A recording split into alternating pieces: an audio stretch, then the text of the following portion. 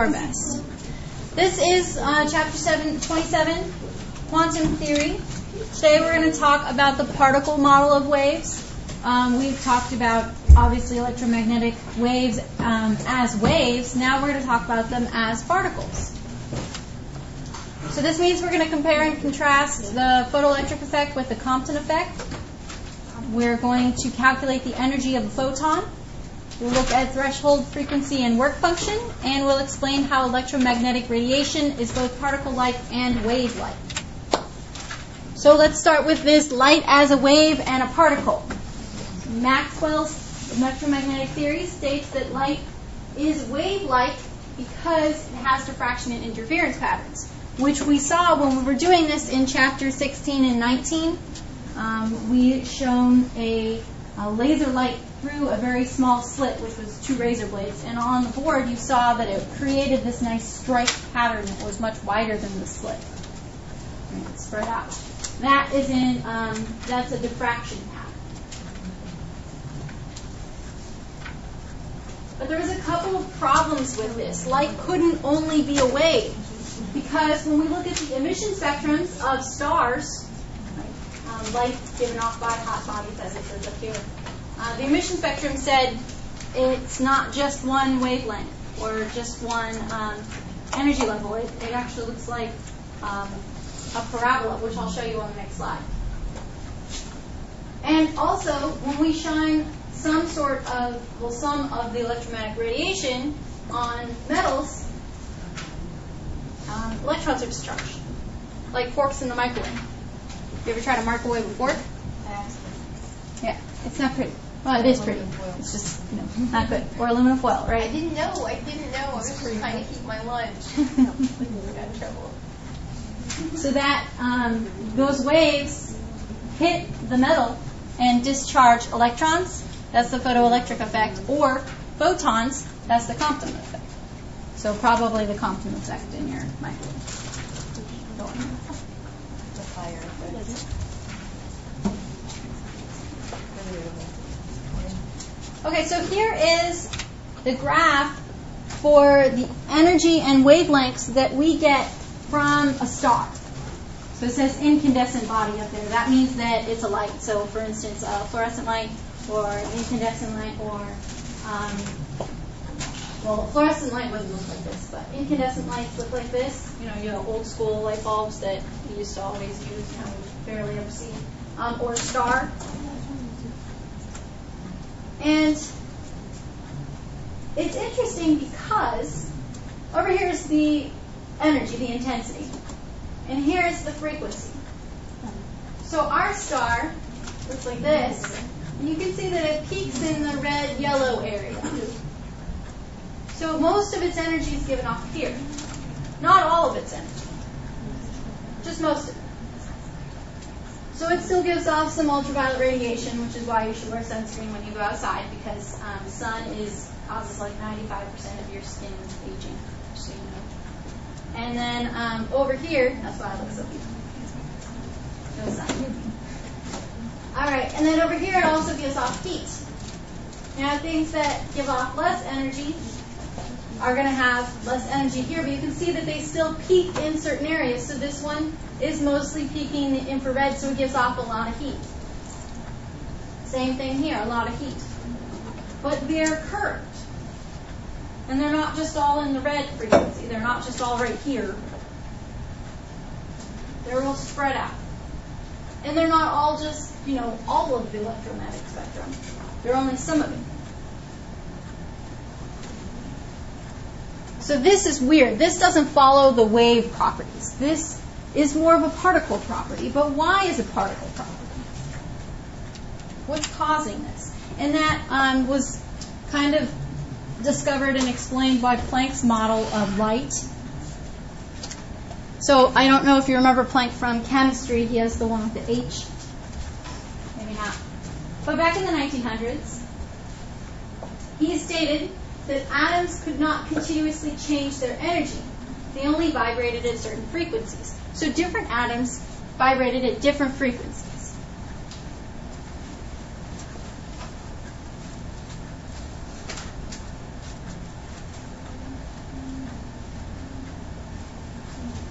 And what's interesting is back in that time when he wrote this paper, scientists were very light as a particle or light as a wave. There wasn't really a scientist that tried to connect the two. They said that they're mutually exclusive. It's either a wave or it's a particle. There was none in together, and they fight about it, and they get to this big, scientist type conference, and they just batter each other up. Well, Einstein read Planck's paper and was like, yeah, this makes sense. So all the scientists on either side, they're like, oh, Einstein thinks it's good? We'll think it's good. Because before then, they thought he was crazy. He was like, no. Light is definitely a particle. Or no, light is definitely a wave. But as soon as Einstein gave the okay, all the other scientists said, all right, it must be good.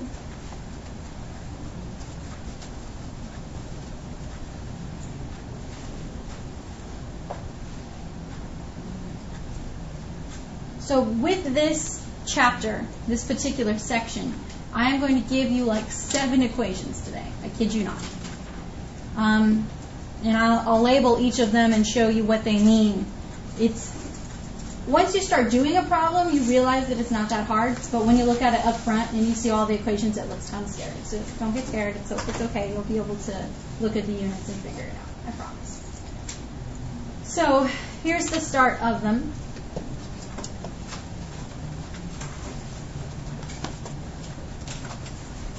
And this is for the Compton effect, or for the photoelectric effect, sorry.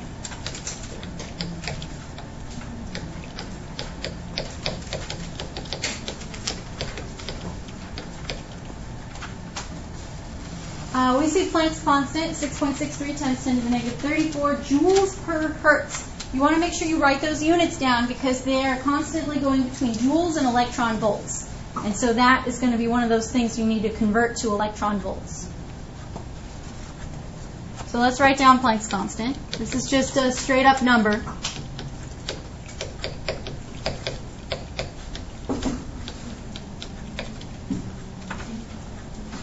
And then the next thing we're going to look at is the energy due to vibration. This is usually in your problems. It'll be called the energy of the photon. So I'll write photon right here. And that is N, so the energy level that the electron's at, and if it doesn't give you 1, you can assume 1, times Planck's constant, times frequency.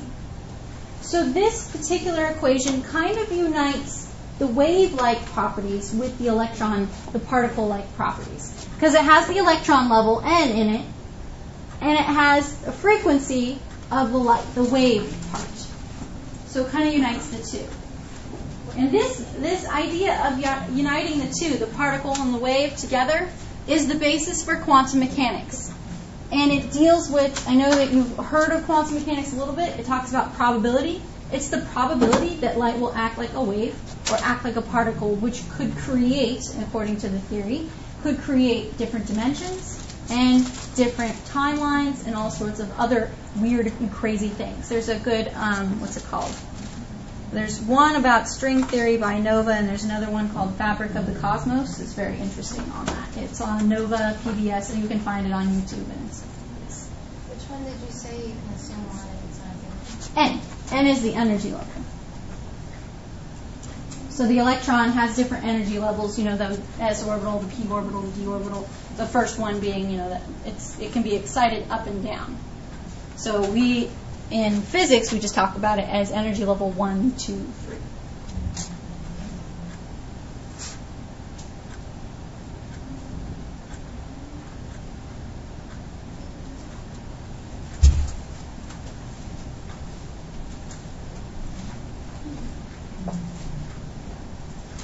And because of this particular energy level, it means that energy is quantized. So since the electron can't be excited to step 1.5, it's either at 1 or it's at 2 or it's at 3. That means that each of these steps has to have a specific amount of energy, making it quantized. And these quantized packets of energy we call photons. Whenever they talk about photons, that's what they mean. They mean the specific amount of energy for this wave, this electromagnetic wave. Yes? What was that? Frequency. And this one is just frequency of the light, of the photon. Okay. So it'll say photon, it's red, you look up the frequency for red light. And you said N is 1 if it's Is not 1 given. if they don't say anything. It could say it jumps from 1 to 2, then you the energy of 2 minus the energy of 1.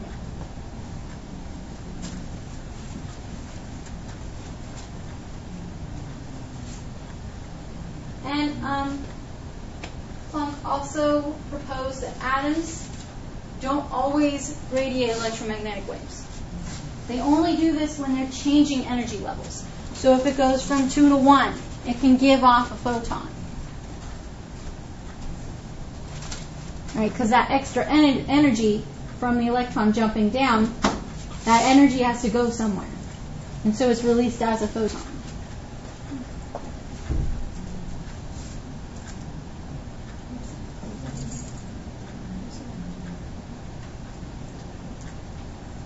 Now I know you talked about the photoelectric effect in chemistry, and the photoelectric effect is what happens when you take an electromagnetic wave, light, microwaves, infrared waves, X-rays, any type of light, and it hits a metal object.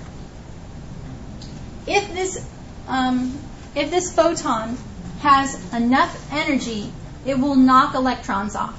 So you have waves affecting particles. That's the photoelectric effect. And I think this is what Einstein got a Nobel Prize for.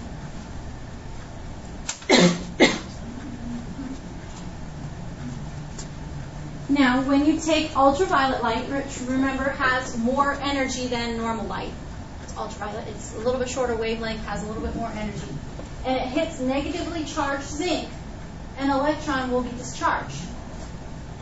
But if you hit it with normal light, the electron does not get discharged. And that's because ultraviolet light has more energy. And the metal is going to absorb an amount of that energy.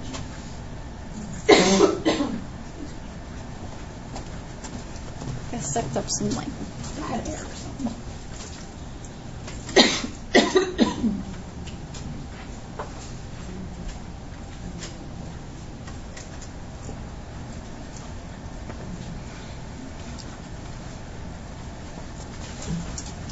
So light doesn't have enough energy, but ultraviolet light has more energy.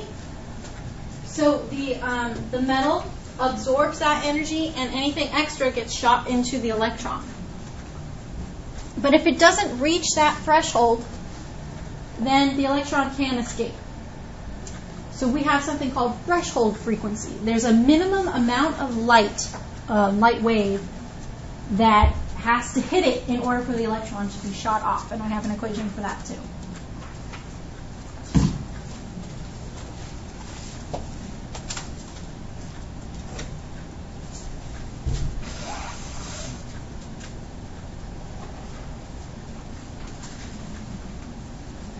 All right, I have some boring pictures here. There, I tried to explain them in the last class, and I was looking at them going, this is terrible pictures. So let's look at the threshold frequency. This threshold frequency, it's known as the work function, is the amount of energy that the metal is going to absorb. So up here I'm going to put E naught for the minimum amount of energy required for the metal. This is known as the work function. In your questions for your homework tonight, they might ask you for the work function, and that's what this is.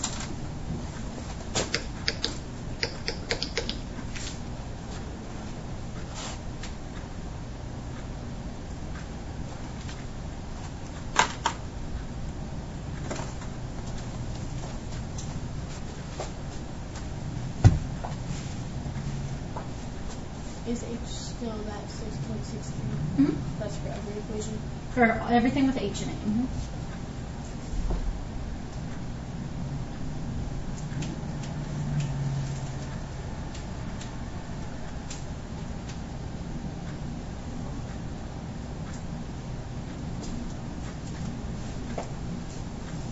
Okay, on the next slide, which looks pretty scary, It's just a conversion. So don't freak out. They're just conversions. So we're going to write this equation. It's saying that instead of using frequency of light, sometimes it's easier for us to use wavelength of light. We also have energy, instead of it being in joules, will ask us for electron volts. So I'm going to teach you how to switch between the two.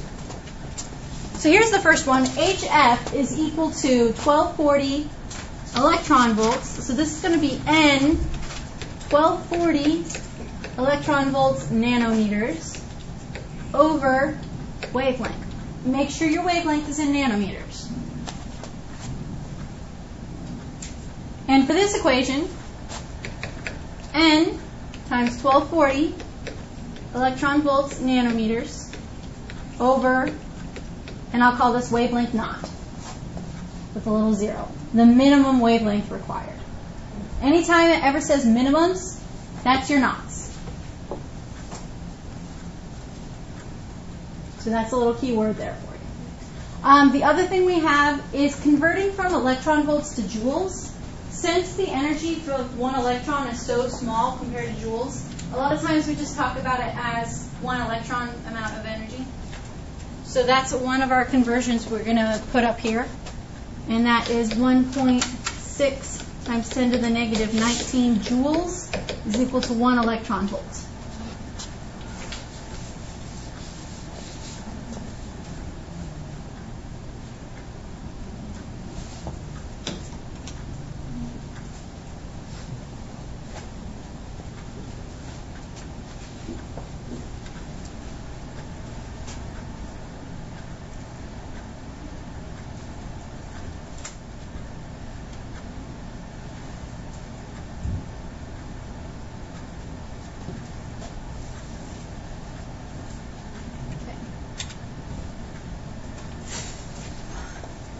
So, we have a photon. It comes in, and it hits our metal. Our metal absorbs this much energy. So this is the energy the photon has. This is the metal. The metal's going to take this energy out of it. And we have this energy left over.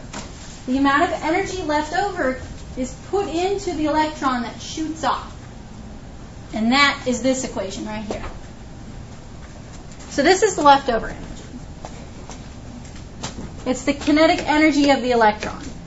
And we're just going to take the energy of the photon and subtract it from the energy that the metal took. Everything else gets put into the electron. So that's not a terrible equation. It's the same thing as up there. I just replaced it. Question? No? You got it? So this one is this, which is the first part. And this one, not, is this one, which is up there.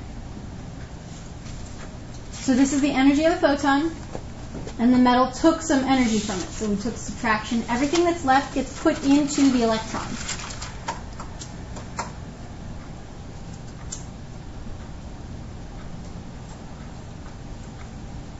Let's draw a picture.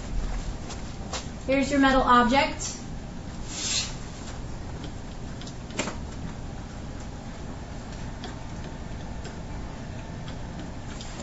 And a photon comes down, and an electron leaves.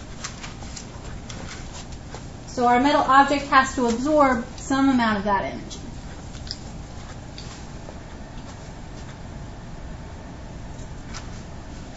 Good? Now, sometimes it asks for how fast is that electron going, which, since we found the kinetic energy, it could just be 1/2 mv squared. So you set your kinetic energy equal to 1/2 mv squared and find the velocity. The mass of the electron is in the back of your book. I also put it up there, 9.1 times 10 to the negative 31. And sometimes instead it asks for the voltage of the electron. So that's negative Q times V, your voltage. And Q is the charge of an electron, which is 1.6 times 10 to the negative 19 joules.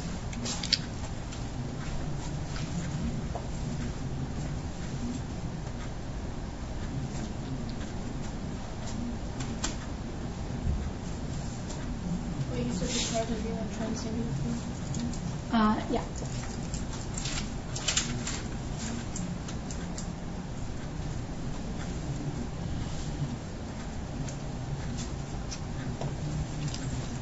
So let's look back at our story.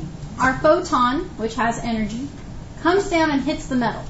The metal sucks some of the energy out. Everything that's left is put into this electron.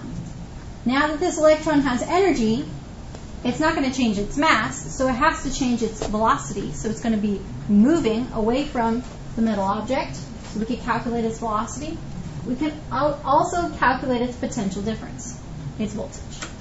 So your question will ask you how fast is the electron moving, or what is the potential difference or voltage of the electron.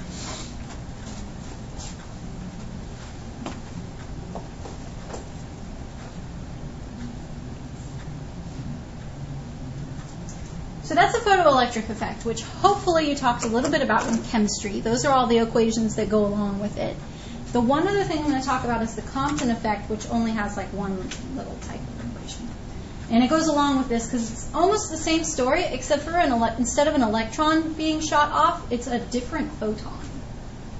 So as soon as my stuff loads, I'll show you that.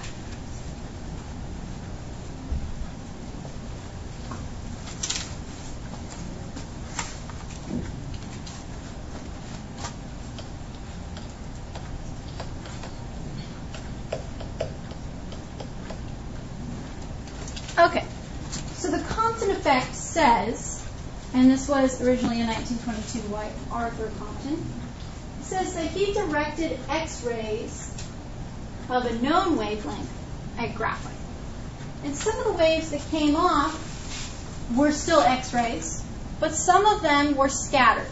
And he measured these scatter wavelengths and found out that they were longer, which longer wavelengths have less energy, which means that the graphite actually stole some of the energy of the wave, which is another particle and wave interaction, right? The waves are hitting this graphite, and the graphite, which is a particle, is interacting with it. So they're connecting these particles and these wave properties of the electromagnetic spectrum again. So his story, the Compton effect, is that we took a lump of graphite. I don't even know what we're going to do for graphite here. This is a type of carbon. That should be kind of close. It took a photon, and this is the original photon, and some of the photons that came off were fine, but the ones that were scattered, supposed to be a photon here, the ones that were scattered were longer wavelengths. So we'll call that lambda prime.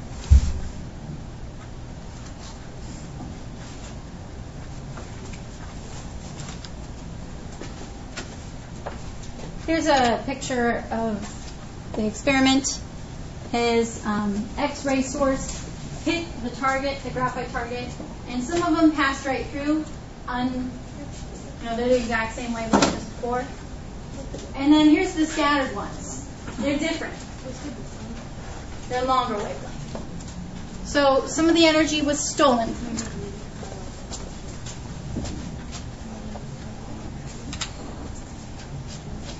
So what he did was he took Planck's constant and merged it with momentum.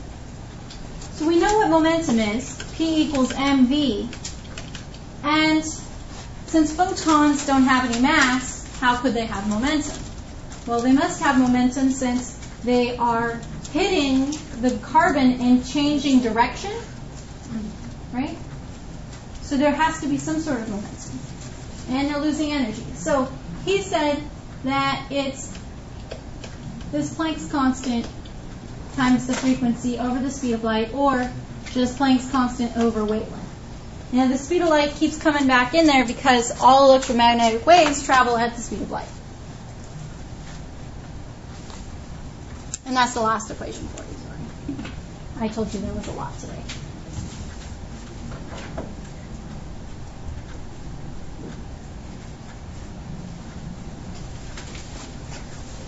So here is a picture of the photon-electron collision, just like momentum that we learned in chapter 9, I think. Except for the initial photon has higher energy here, and it hits this electron, and the electron gets shot off in this direction, and a scattered photon goes off in this direction. So this explains why it changed direction, why it was scattered.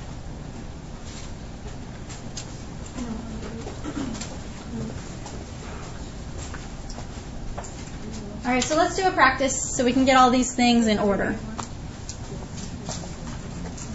This says the threshold wavelength of a material is 500 nanometers.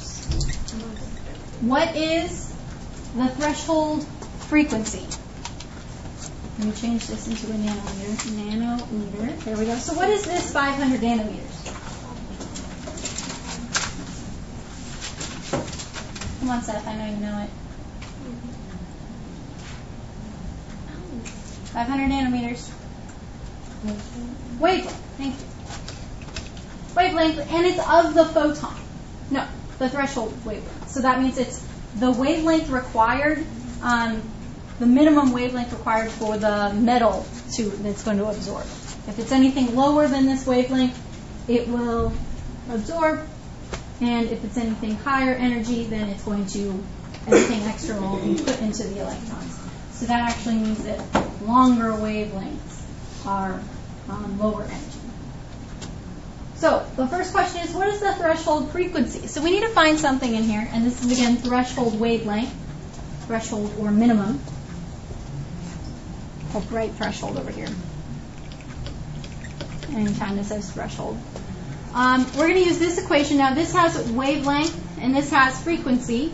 So we're going to use this part of the equation.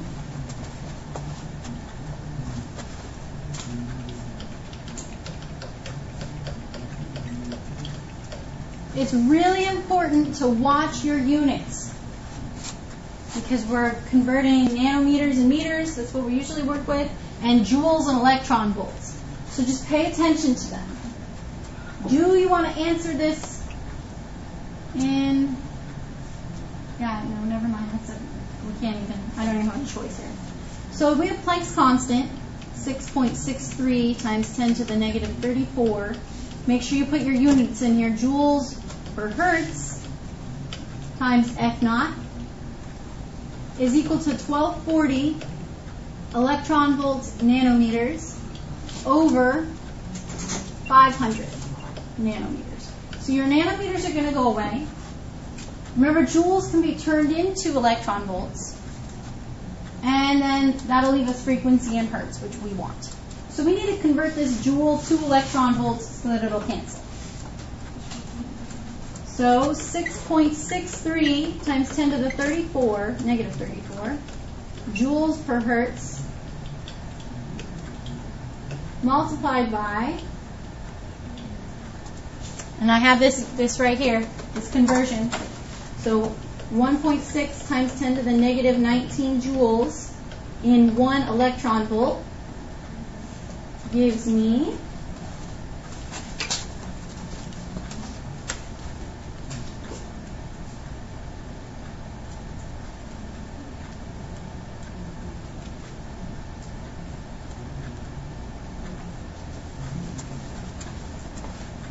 4.14 times 10 to the negative 15. That means that this is now electron volts per hertz.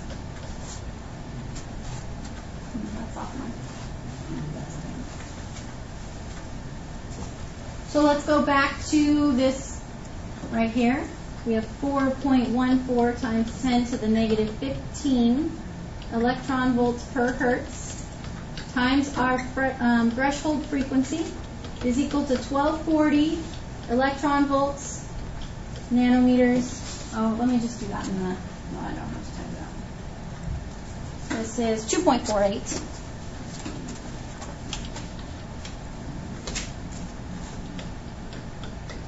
Electron volts because the nanometers already crossed, and then divide 240 to 2.48 divided by 4.14 to the negative 15. And we end up with a frequency of about 6 times 10 to the 14 hertz. So that is the minimum frequency the light has to be in order to start shooting off electrons.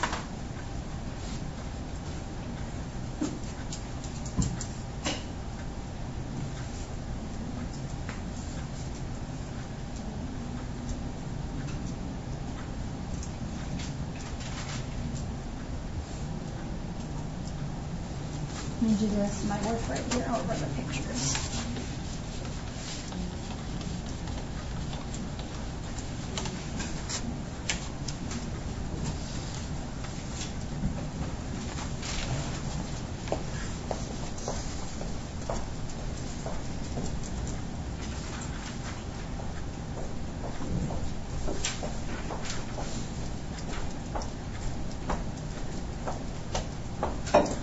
So the next step says, what is the work function? And it wants it in electron volts. So our work function is this E naught, so it's just going to be H times F naught. So E, and we want it in electron volts. H in electron volts. We're going to have to convert that again, which we already did. That's H, so 4.14 times 10 to the negative 15 times our frequency, 6 times 10 to the 14. And that, we know, is going to be 2.48. You can do the math if you want, but we already did the conversion, right? And this frequency, put it right here, so this number times this number should be 2.48. And this will be electron volts. So there's our work function. And that leads us into the next step, which says, if ultraviolet radiation with a wavelength of 348 nanometers falls on the same material, so we have a wavelength, and it says it's of ultraviolet radiation, which is our photon.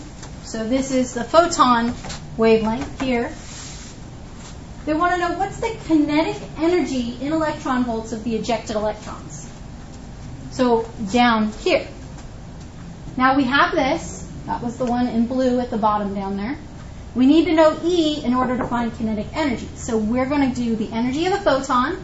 Since I'm given wavelength, I'm going to use this version of the equation. If I was given frequency, I would do this one, but I'm given this one. So E is going to be N 1240 electron volts nanometers over wavelength. They don't give us an N in this, so you can just assume this is 1. So it's just going to be 1 times 1240 electron volts nanometers over 348 nanometers. Remember, shorter wavelength, higher energy, so the energy should be more than this 2.48.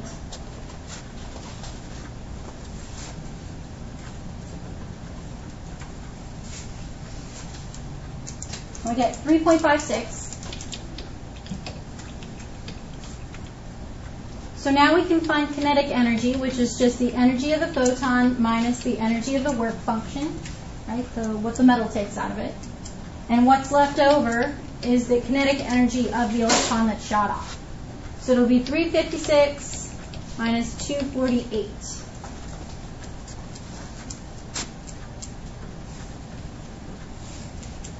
.08. And this is in electron volts. Okay, we don't have too much time left, so I'm not going to do any quicker questions. Here is, that's right.